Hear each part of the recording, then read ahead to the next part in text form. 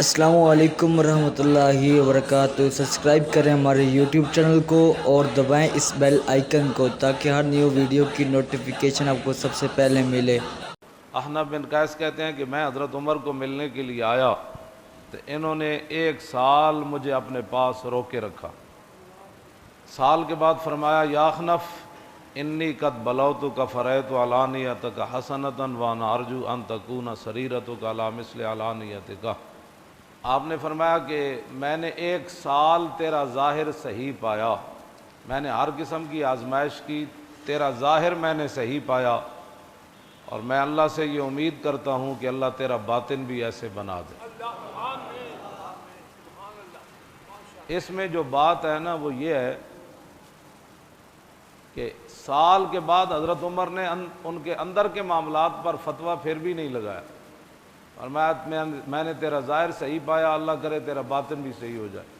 اور ہمارے آج دھوکہ کھانے کی وجہ یہ ہے کہ ہم 5 منٹ کے بعد کسی بندے کے بارے میں فیصلہ کر دیتے ہیں یہ بہت اچھا بندہ ہے، اس کی کیا بات ہے، یہ بڑا عاشق رسول ہے، اینو دین دا بڑا درد ہے۔ دوسری اگلی روایت کہنے کہ مینوں حضرت عمر نے فرمایا کہ جانتا ہے میں نے تجھے 1 سال کیوں روکے رکھا؟ کہا جی نہیں۔ تو فرمایا ان رسول اللہ خوفنا کل منافق علیم اللسان، کہندے سانو رسول اللہ ڈراندے ہوندے سن، یعنی سانو حضور خبردار رکھدے سن۔ حضرت عمر نے فرمایا کہ کدی بھی اس منافق کو دھوکہ نہیں کھانا جڑا صرف زبانی کلامی گلاں کرنا،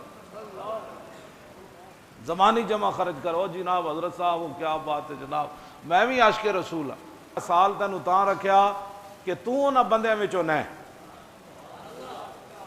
بس اے اسلام ہے جس اسلام دیاں گلاں میں کرنا۔ کہ حضرت سال بعد بھی حضرت عمر فرمان کہ میں تیرا ظاہر ٹھیک پایا، باطن تیرا اللہ دے سپرد ہے، میں دعا کرنا تیرا باطن بھی ظاہر دے مطابق ہو۔ جی حضرت عمر جنہ دی زبان تے حق بولدا ہوئے